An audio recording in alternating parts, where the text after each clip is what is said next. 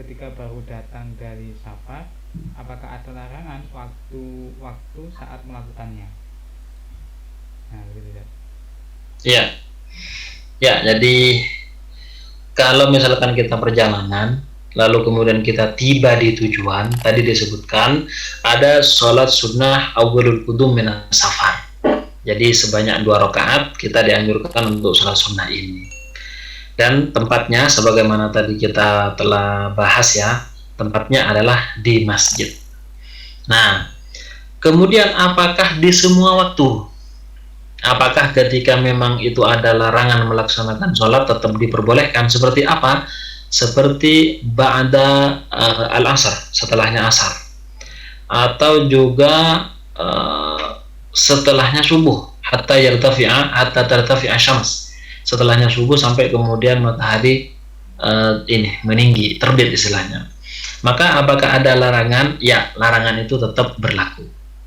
Larangan itu berlaku. Larangan itu tidak berlaku ada 2 kondisi. Waktu larangan itu waktu melaksanakan larangan itu ada 2 kondisi. Yang pertama, ketika berada di Makkah, di Makkah gitu kan, di tanah haram, khususnya di depan Ka'bah, di Al-Masjidil Haram, maka kapanpun tidak ada waktu larangan di situ. Mau waktunya itu adalah ba'da subuh ataupun ba'da asar, kapanpun itu ada kesunahan. Nah, kemudian apakah sholat safar ini termasuk sholat yang kemudian dilarang kayak gitu?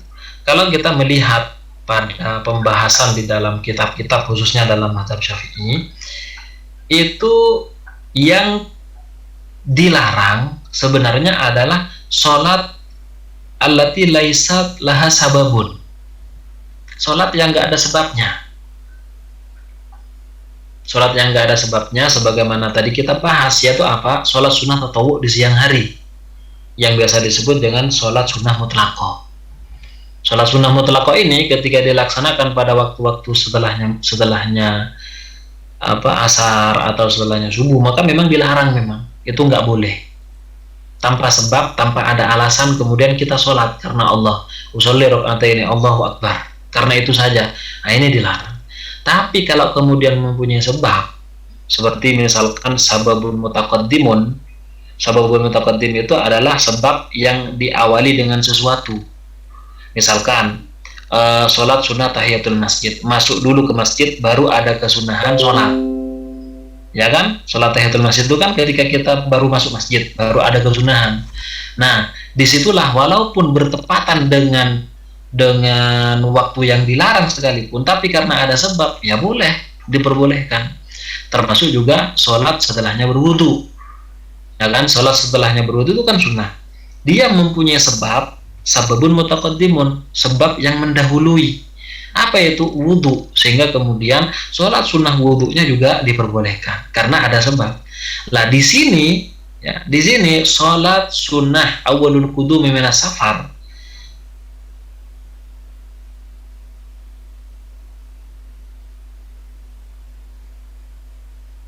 Suaranya nggak keluar, Ustaz Naim.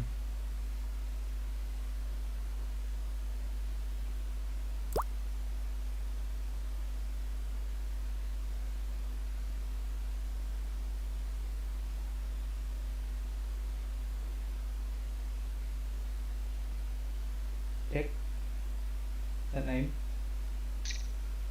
cek 1 2 3. Apa Ustaz, mau dilanjut? Sudah terdengar? Ya. Jadi kalau sholatnya itu mempunyai sebab seperti sholat awalul qudum minas safar, yaitu dia sholat karena baru datang dari perjalanan. Baru datang dari perjalanan ini kan satu sebab, sehingga meniscayakan adanya kesunahan sholat 2 rakaat itu, maka tetap disunnahkan walaupun bertepatan dengan waktu-waktu yang dilarang. Karena hakikatnya waktu-waktu yang dilarang itu adalah dilarang melaksanakan sholat sunnah mutlaqah yang tanpa ada sebab tadi. Tapi kalau ada sebabnya, sebab yang didahului misalnya, atau sebab yang bersamaan, ada sababun mutaqaddimun, ada sabab yang bersamaan, muqarin, sababun muqarin. Apa di antara sebab yang bersamaan? Seperti kusyufus samas, terjadinya gerhana matahari, dan itu terjadi setelahnya apa? Setelahnya asar. Padahal setelah asar kita tahu dilarang untuk melaksanakan sholat.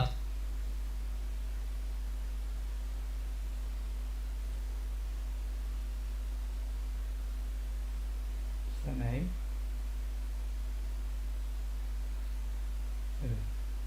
Lengkap. Ya, cek 1 2. Ya, masuk lagi Ustaz. Nah, ini sudah mulai ditegur nih, Ustaz. Oke, Ustaz. Iya, jadi kalau memang ada sebabnya, baik sebab mendahului atau sebab yang bersamaan, itu tetap diperbolehkan dan dianjurkan. Termasuk hal itu apa? Yaitu sholat yang baru datang dari perjalanan. Itu tetap disunahkan, walaupun bersamaan dengan waktu-waktu yang diharamkan. Karena waktu yang diharamkan melaksanakan sholat itu adalah sholatnya sholat sunnah mutlakoh yang tanpa ada sebab. Pokoknya kita sholat beribadah karena apa? Ya pokoknya beribadah, Allahu Akbar. Ya kan, itu namanya sholat sunnah mutlakoh tanpa terikat dengan nama apapun, maka itu yang tidak diperbolehkan. Lah beda dengan sholat ada sebabnya ini, sebab masuk masjid ada sunat tahiyatul masjid, sebab berwudu maka ada sholat sunnah ba'diyatul wudu, sebab baru perjalanan dari baru datang dari perjalanan maka sholat sunnah 2 rakaat juga. Baik Ustaz.